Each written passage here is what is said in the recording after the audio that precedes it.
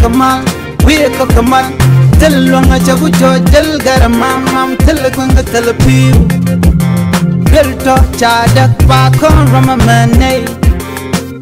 Bia Kamal Kanwar Online TV Kajan Guasame Raja Bialing Regrana Chiro de la Revica Gambela Kor Shandar Eme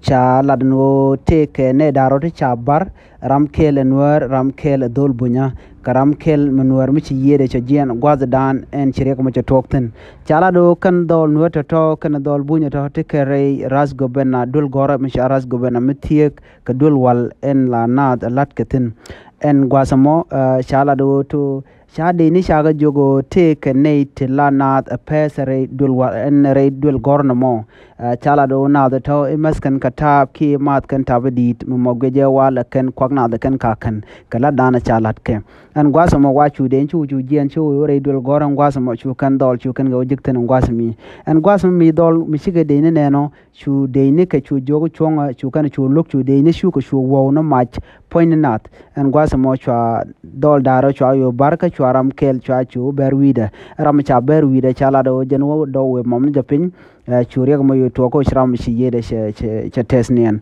ramadan chaber dol kel karam rode dol bun mi chaber bo eneme chala do wari dul walangwas mo en dobadan la na jen dul wal bana ga jen kare dul gora wajen be ki newland men nuwar tekaten an gwasa mo wa mi ciran cho be kare dul gorno mo la jabina paskaten chala do gwaz mo dong ler tekene la na gaten no chachu lat ne de kon tin la deni chu den chu ben ka chu kan chu re class en kon tin na tekaten ka chu kan dol chu kan yu dwan mach ken yam men lenga me ler shete korma dir mi to na jero ka gambela chwaje go gwal jo na tin no gwal jo na dul gorka jo kana dolten are ga mo charo lat ke jen shang der pai wa rewe ka gambela na me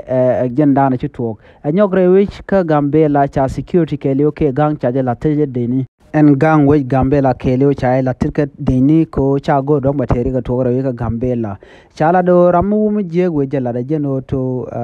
jendo ba dwanja mach en mo kel mi de la ne dia la kontere we ga gambela ko de ken tek de de ken tit ko jin more go pen wi du ka do ba dan chala ke je de raring mi dit gweje nuore dungul ko ran ko shire ge dia to ko kondera gwalong de kon gat kon de kon ka lo ko shikende jala rare ki rar wuch de ke tere wuch de ke tinyura ko entama en kumandana lere ka gambela e kuma chala ngot ko to nyon kana kane de yalla chala do ninka nyona ai wa kanwere ko ngai kon la lere go le kana be ere ga me der to boka gar ko la ganwere ko en mi chiro la dan wala re wuch cha de bereran mi cha ngaj bo chwar cha bar kana je la kap kana je kuma ba je yen chen cha ngaj bo ram mo mi man tap ke te de jegre le de la kap kana je ba yen kuma e me shiben ko to banat ba ga dwan ma je gwasamo re kel mi gai ko to de ganwere de kana gai ka do den ko de ke nyur de rander dier ke tegde ene dia la content tere we gambela de kene dia la content la ngwande ken galaler ko de ke kapchong mat ka masta ba ken mat kon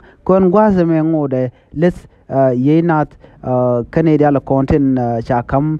longa dana o bu wuj bu ken gang mu ay jig bay jigo nyen di ramadan en yer gambela gorje jina de te cheng mi ci gwatang me bender nyur chang run wang bo ci dia wirek de gor gwad dan de te ga jere chingdo na me kel mu goro de jela ne dia la kontrol ka gambela ko che goro to bran brek be jek erik le kona tok run cha ga welat ke kuma la be gene je nyon kanana a chang cha yid bat ke cha je berbo tel mlat ke kwido de go de nuore de ro den gang ro de gang je biate kamal